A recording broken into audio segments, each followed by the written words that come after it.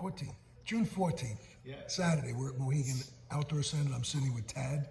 How you doing today, Tad? Doing great. I'm actually dry. It's nice to sit inside and watch the rain go by. I know it's been pretty bad, right? Why the AT? Because it's here. It's a challenge. Okay. Why not? All right. And then people ask me, well, what's your motivation? Well, I said I was going to do it. Right. That's a motivation. How long have you wanted to do it? Oh, probably 30 or 40 years. Wow. Yeah, go back to my college days. I just wound up getting in a career and not having the time. So, yeah. That's great. That's great. Retired 3 weeks ago from work for New York State as a forester for a little over 30 years. Wow. And then retired May 8th. My youngest daughter graduated from Syracuse a couple weeks later. My oldest was in between jobs.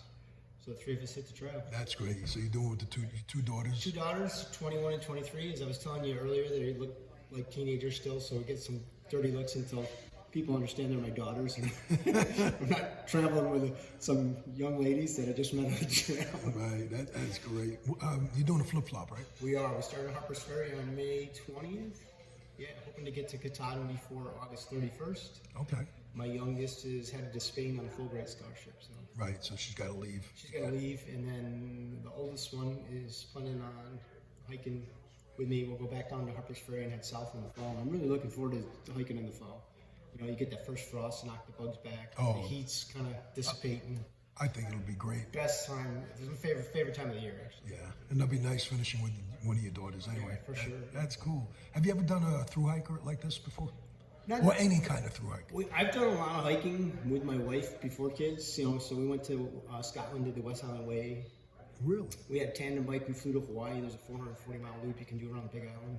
We did that 440 miles? on a bike. Yeah, On a bike? Tandem bike, no less.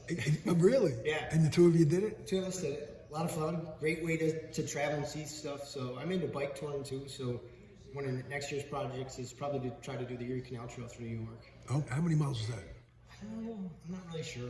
400 something. I mean, they got a pretty good website you can go. Okay. They rebranded it the Empire Trail, but it includes both the Erie Canal Trail and the north-south route that goes along Lake Champlain.